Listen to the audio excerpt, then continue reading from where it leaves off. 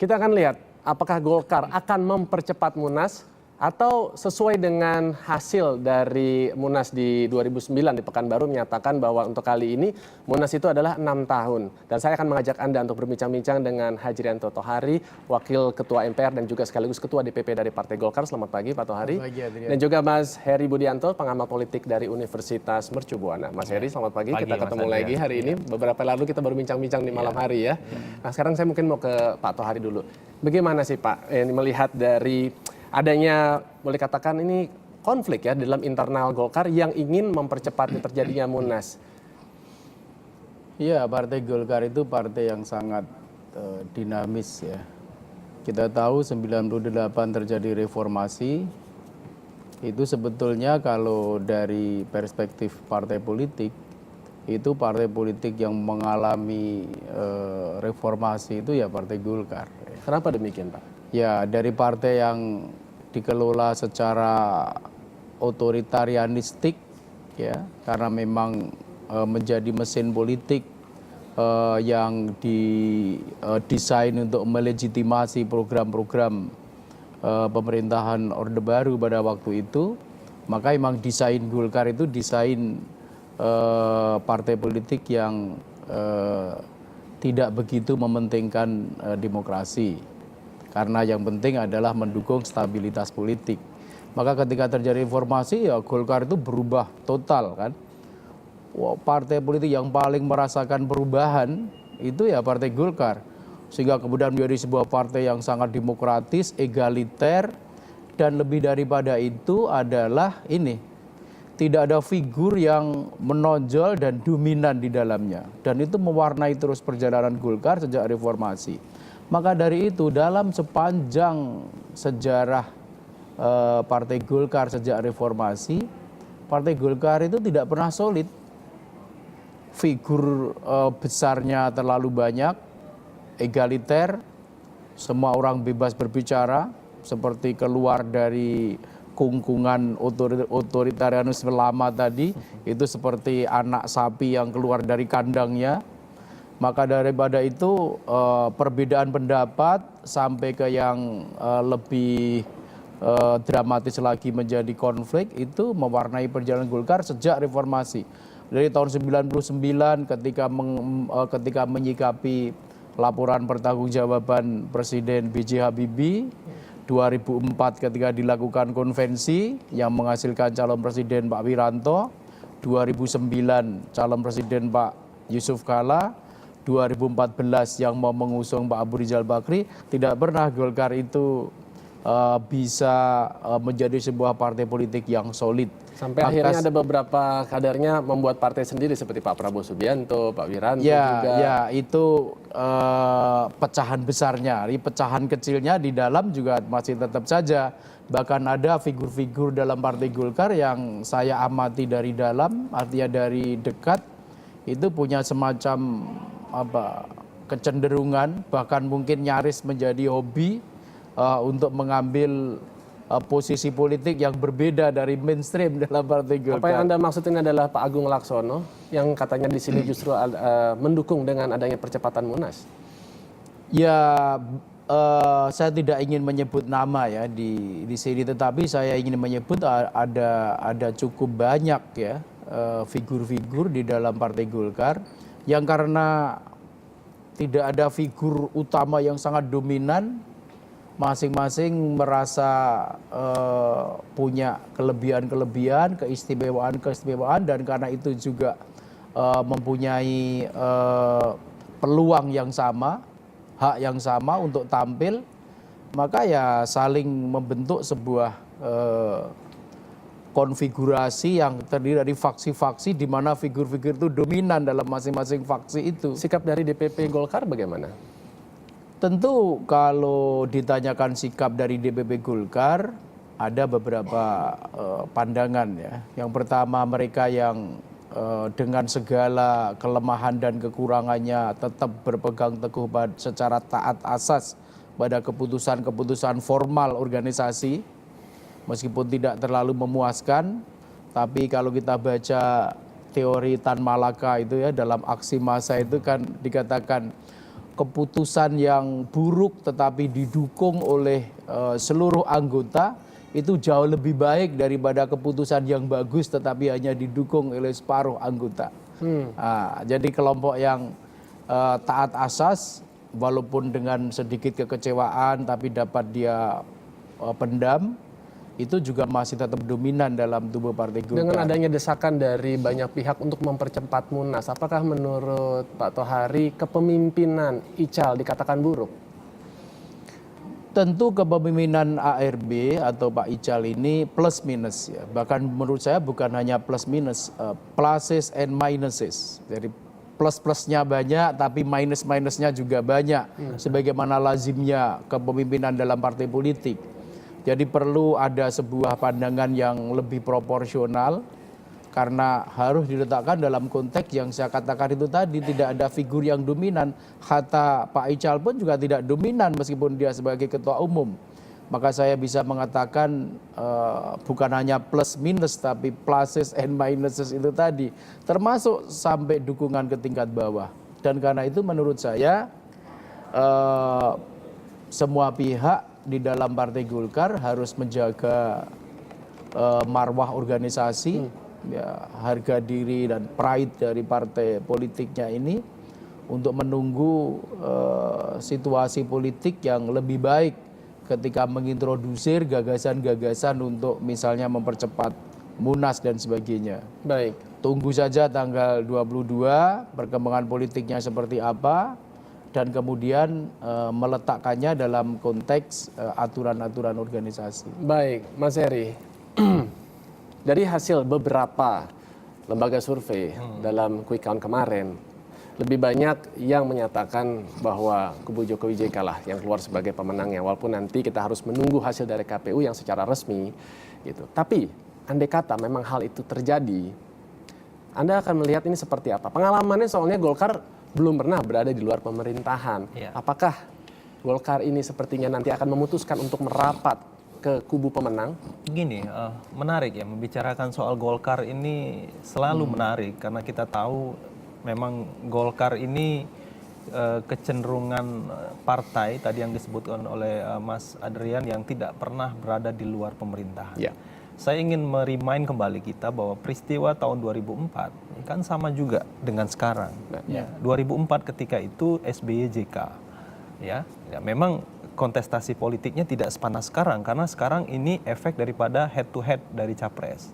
Nah, kalau tadi dikatakan misalnya sebagian besar lembaga survei kemudian memenangkan pasangan Jokowi JK, menurut saya jawaban dari pertanyaan Mas Adrian, kalaulah nanti misalnya tanggal 22 Jokowi JK ditetapkan sebagai pemenang, misal ini ya, maka menurut saya gejolak yang ada di tubuh Golkar akan semakin kuat. Jadi desakan-desakan terhadap Munas dipercepat itu akan semakin kencang. Artinya apa? Kita tahu bahwa sejak Golkar di bawah kepemimpinan Pak Abu Rizal Bakri bergabung lalu kemudian menetapkan mendukung pasangan nomor urut 1, maka ada gejolak kan di situ karena apa?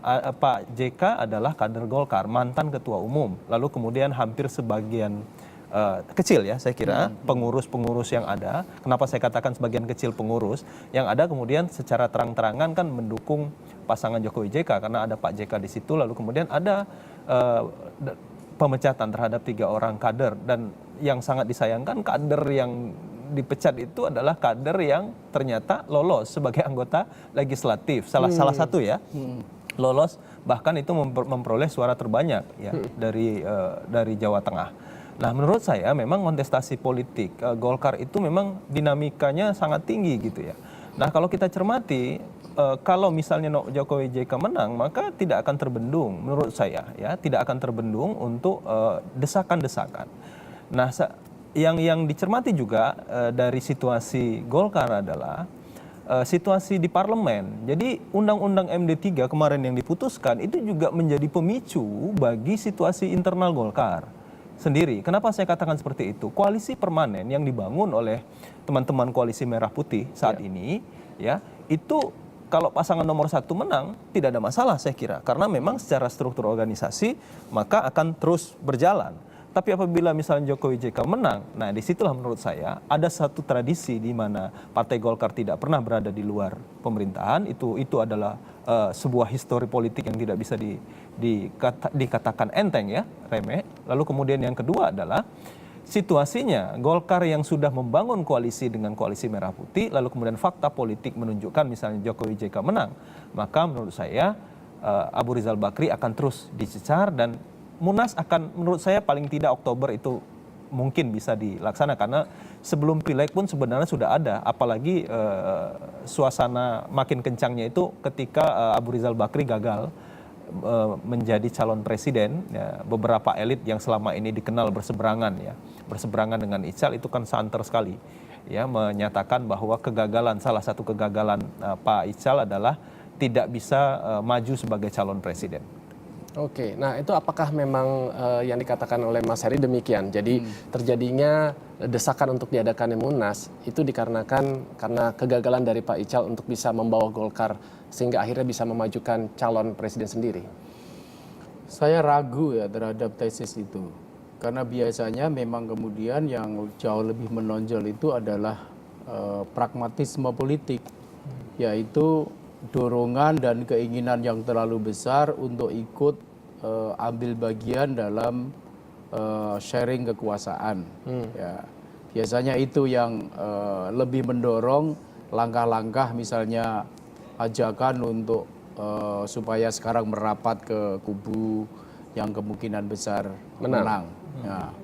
Saya justru berada pada posisi ingin meyakinkan ya teman-teman saya di Partai Golkar bahwa paradigma untuk sharing kekuasaan dengan pemenang pemilu dan diletakkan dalam konteks untuk membangun kekuasaan itu sebetulnya hanya salah satu paradigma saja ya. Mestinya di dalam tubuh Partai Golkar ini juga dikembangkan sebuah pemikiran dan sekaligus keyakinan bahwa membangun kekuasaan itu bisa dilakukan dari luar pemerintahan. Selama ini selalu saja dikatakan bahwa untuk membangun kekuasaan ya ikut berkuasa di dalamnya. Betul. Meskipun kemudian nanti hanya mendapatkan pembagian 2 kursi menteri atau 3 kursi menteri, itu pun seringkali kursi menteri yang tidak terlalu penting dan tidak terlalu strategis. Tapi kan kalau Prabowo yang menang dijanjikan katanya menteri utama. Oh ya, kalau itu kan dari awal kan koalisi ya. Ini kan ajakan yang merapat tadi. Saya ingin mengatakan bahwa mestinya itu mulai dikembangkan paradigma bahwa membangun kekuasaan itu bisa dari luar. Dan itu bahkan justru yang sering digunakan oleh partai-partai politik di seluruh negara-negara yang demokratis. Itu kalau orang itu ingin berkuasa, itu justru banyak yang membangun basis-basis kekuasaan itu dari luar, berada pada posisi di luar pemerintahan, ekstrimnya menjadi oposisi, atau yang paling lunak daripada itu pokoknya berada di luar dan mengembangkan sikap kritisisme. Kalau memang kebijakan dari penguasa atau pemerintah itu sejalan dan paralel dengan kepentingan rakyat ya didukung, tapi kalau tidak atau diragukan ya ditentang. Itu saja sudah cukup untuk membangun kekuasaan. Baik. Saya rasa kasus PDI Perjuangan juga bisa dijadikan contoh yang paling dekat. 10 tahun berada di luar pemerintahan dan ternyata dalam pemilihan umum hasilnya adalah sangat menggembirakan. Dan itu bisa diambil contoh oleh Partai Golkar. Berpuasalah 5 tahun atau paling panjang 10 tahun, mengembangkan dan memperkuat basis-basis kekuasaan, dan itu nanti pada saatnya akan memetik kekuasaan yang lebih signifikan, lebih bermarwah, bukan hanya nempel untuk mendapatkan serpihan-serpihan kekuasaan, tetapi akan dapat berkuasa secara lebih terhormat karena menang pemilihan umum. Dan Baik, itu Pak. menurut saya bisa. Dan saya ingin meyakinkan itu. Baik, pada singkat saja teman-teman. kalau dari Mas Heri, mungkinkah Golkar ini membuat sejarah untuk berada di oposisi? Agak ragu memang saya, karena memang posisinya di sana ada Pak JK yang juga adalah kader Golkar. Persoalannya beda kalau Pak JK tidak berada dalam posisi calon wakil presiden. Makanya tadi di awal saya katakan, ini posisi tahun 2004 itu kejadian ketika itu. Justru waktu itu sebenarnya posisi Pak JK tidak begitu kuat seperti sekarang. Artinya kenapa saya katakan sekarang lebih kuat? Karena pernah mantan ketua umum, memiliki basis. Kalau 2004 kan belum, artinya seperti itu. Nah, maka menurut saya, tadi saya sependapat dengan Mas Tohari yang mengatakan bahwa pragmatisme yang dominan, pragmatisme plus gitu tadi, mempertahankan tradisi Golkar selalu di dalam kekuasaan. Tapi saya ada satu hal yang menurut saya perlu juga dikembangkan. Apakah apa yang disampaikan oleh Mas Tohari tadi, misalnya Golkar mengembangkan di luar koalisi, itu bagian daripada fakta politik hari ini atau tidak? Tapi kan paling tidak, saya ingin mengatakan bahwa mestinya kader-kader Golkar bisa menahan diri sampai tanggal 22 Juli yang akan datang. Karena sekarang situasi politik kita lihat kan masih kedua-dua belah pihak ini masih mengklaim kemenangan ya? Masih mengklaim kemenangan. Paling tidak bagi kita menangkap bahwa wah, siapapun yang menang ini bisa saja terjadi. Artinya seperti itu. Karena jaraknya kan sedikit sekali. Kalau kita lihat dari tren quick count yang 8 lembaga survei itu kan 4%-an. Kalau kita lihat dari kubu yang 4 lembaga survei itu kan trennya 1 sampai 1,5%. Betul. Artinya apa? Segala kemungkinan bisa terjadi. Nah, menurut saya paling elok adalah semua kader Golkar, terutama ya saya mengatakan apa yang disampaikan oleh Pak Agung Laksono dalam 2 hari ini itu bumerang bagi Partai Golkar ya. Nah, tapi kalau bagi kubu yang memang dari awal sudah mengatakan mendukung Pak Jokowi JK, menurut saya ya wajar-wajar saja. Kemudian ada teman-teman di barisan muda Partai Golkar ya, mereka menuntut haknya, kenapa Golkar kemudian memecat mereka seperti itu. Saya kira dinamika itu yang terjadi nggak apa-apa, tapi ketika orang sekaliber Pak Agung Laksono masuk di tengah-tengah lalu kemudian menyuarakan itu, ini menurut saya yang terjadi, karena pengaruh Pak Agung itu sangat besar juga di struktural Golkar maupun bagi di basis-basis Golkar. Nah, inilah menurut saya suasananya sehingga menjadi panas. Baik, Mas Heri, Pak Tohari, terima kasih sekali atas bincang-bincangnya hari ini. Dan kita akan lihat mungkin setelah tanggal 22 Juli, apakah Golkar ini bisa mengikuti jejaknya dari tim nasional Jerman yang membuat sejarah hari ini. Kalau Jerman kan membuat sejarah sebagai tim Eropa pertama setelah 84 tahun puasa gitu, sehingga akhirnya bisa menjadi juara di Amerika Selatan dalam Piala Dunia. Apakah juga Partai Golkar sebagai partai yang besar ini juga berani untuk menorehkan sejarah untuk berada sebagai oposisi di luar pemerintahan dan tapi terus untuk menjaga bagaimana bangsa ini bisa lebih baik ke depannya. Kita akan lihat sama-sama setelah 22 Juli nanti. Terima kasih sekali lagi. Dan kami sih memiliki informasi mengenai jelang mudik lebaran. Dinas Perhubungan Jawa Barat yang menemukan ada sejumlah bus yang tidak layak jalan. Informasi selengkapnya setelah jeda, tetaplah di sini di Indonesia Morning Show.